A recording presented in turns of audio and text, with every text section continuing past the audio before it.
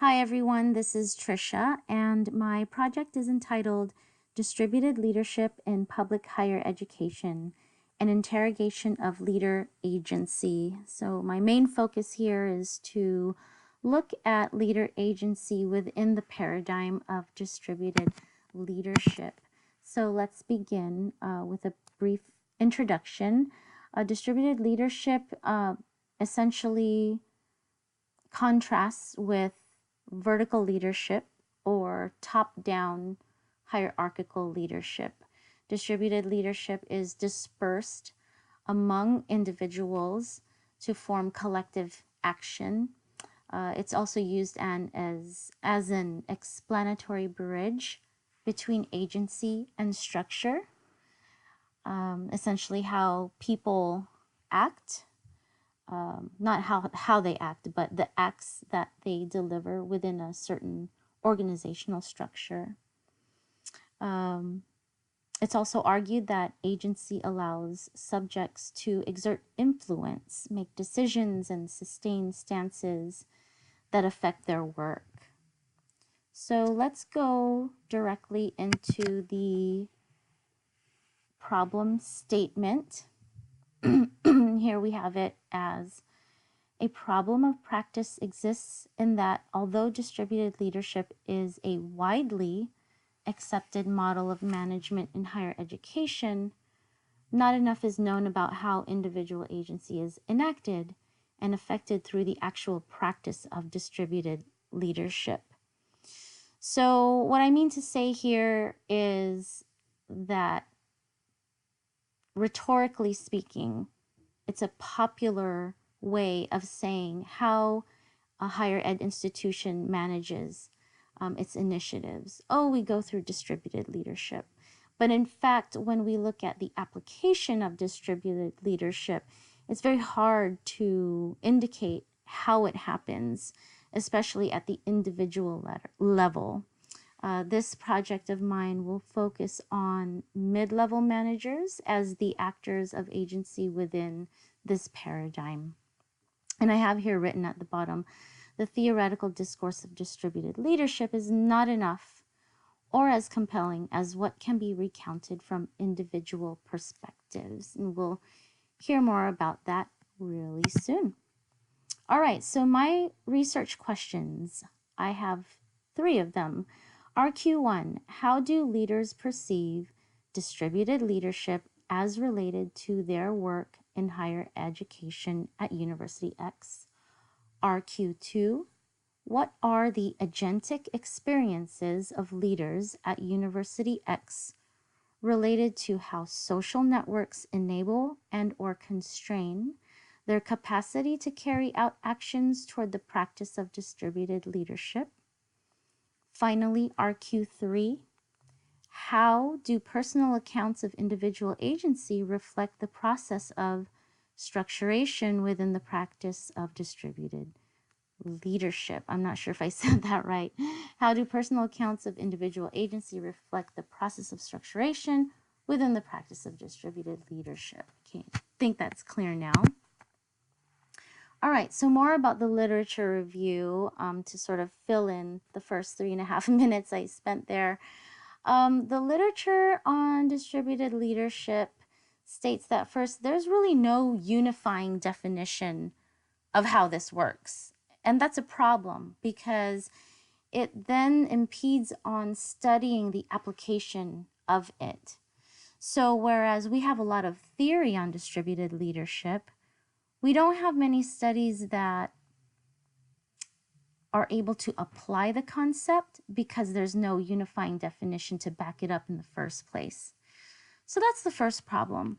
The second problem, or as Moriarty was emphasizing to us, the second research gap that I found is that there's no data on the specificity of agency or individual acts of professionals within the paradigm of distributed leadership.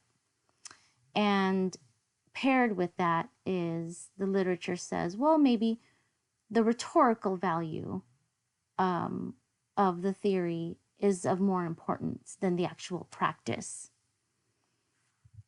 And that's a problem to me, because it's sort of guessing whether or not, okay, well, we don't have a definition, we don't have enough studies for the application of the practice, so maybe it's just good for rhetorical reasons.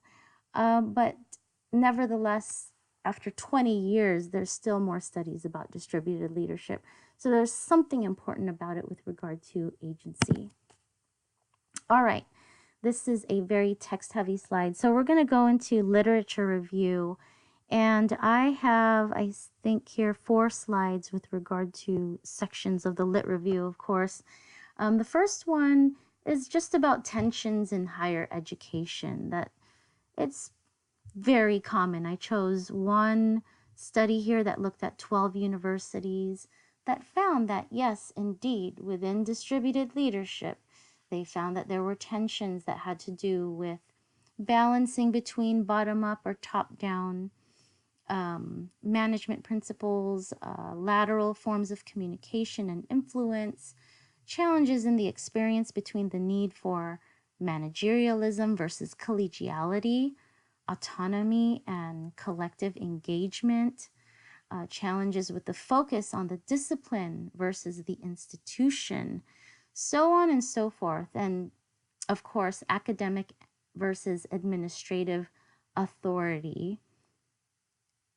We can't forget informal and formal networks. I mean, all of this, and I personally engage with these types of challenges and tensions. I observe them, I experience them every day in my work. But what else do we have here at the end of this slide? Research has also revealed that identity tensions may arise from competing motivations and allegiances. So we're talking here about professional identity or leader identity, that tensions may arise with regard to how the identity is formed or even interpreted by an individual as a professional within a certain context. Excuse me. Our next lit review section is just about leader agency.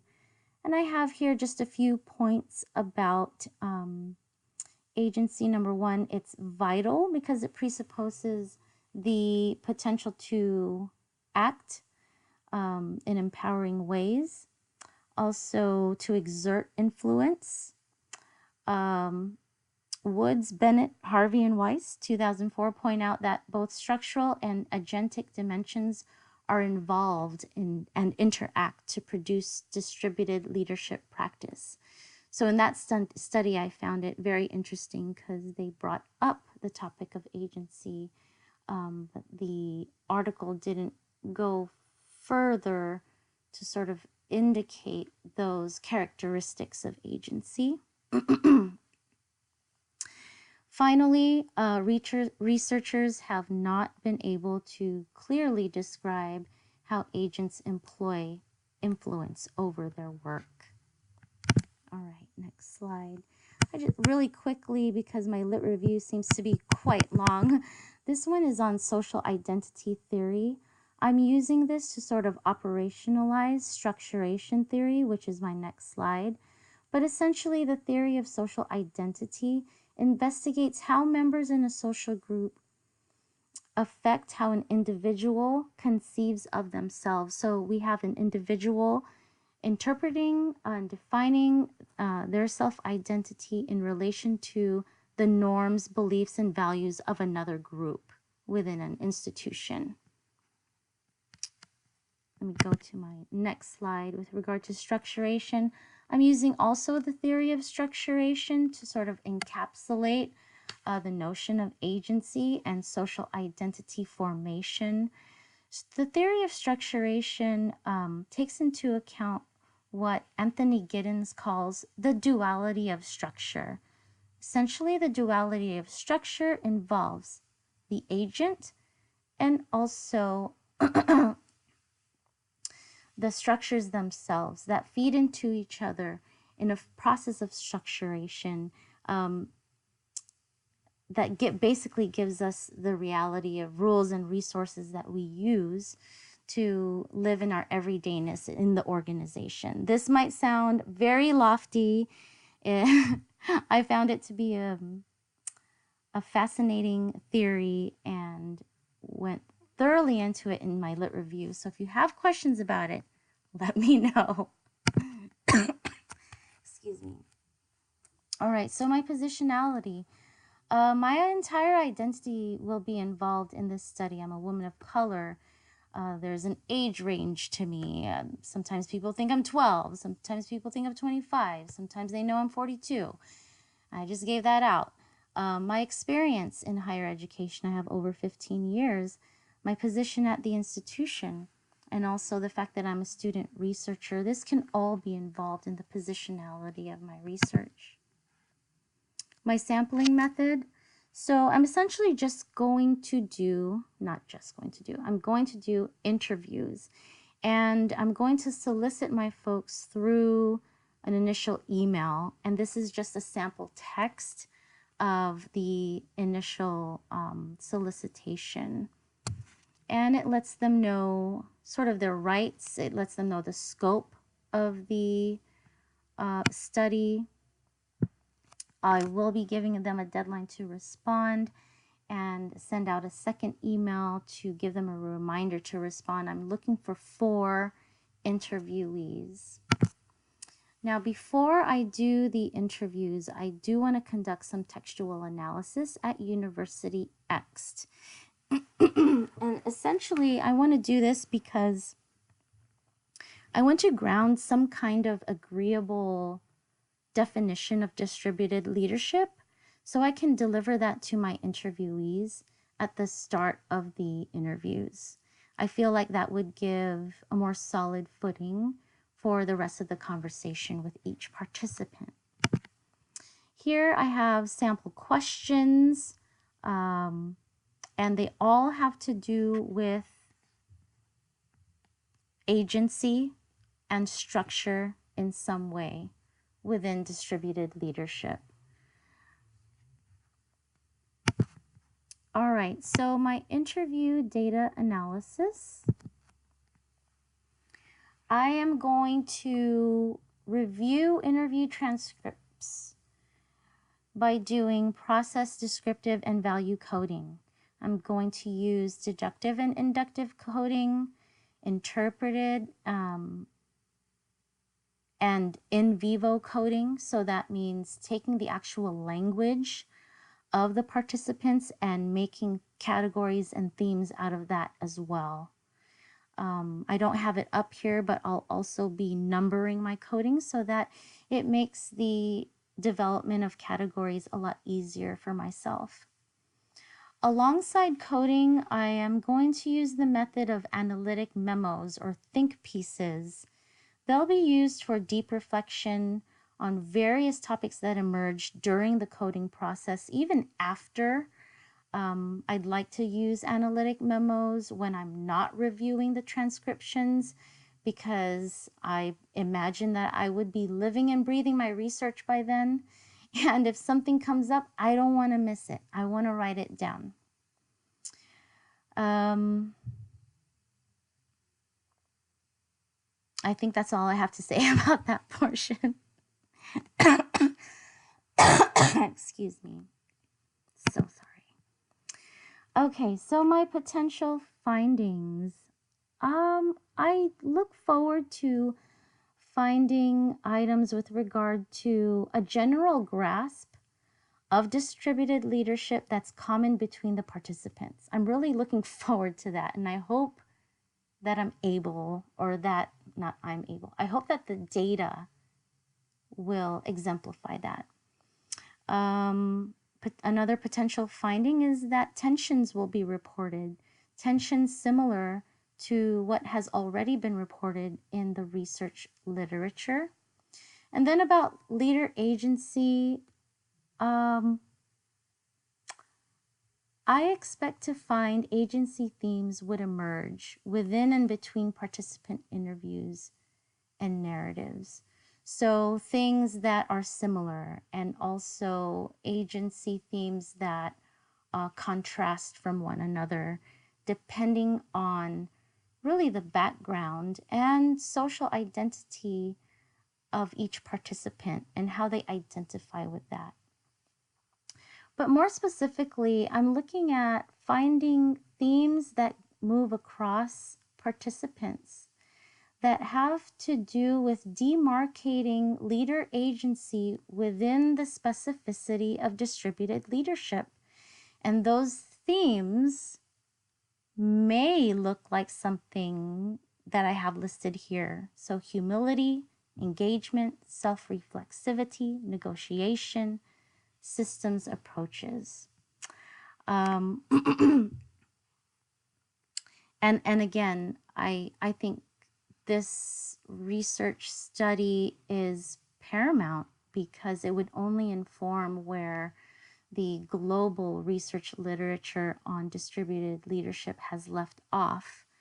And really, there's not much on agency, and there's not much said about it, and there's not much directionality about it. So I hope you enjoyed my slides. I have my last slide here, and I'm over about 4 minutes, but limitations for this study, obviously, it's my positionality. It's also the fact that my study is not funded. I would wish to run this study with a number of universities, but can't do that. Another limitation is timing. I'd only have a semester to do this, so I'm concerned about time management. Otherwise, I'm really excited to have this as a strong possibility for my real dissertation topic. So I hope you enjoyed this time, and thank you for any feedback you might have.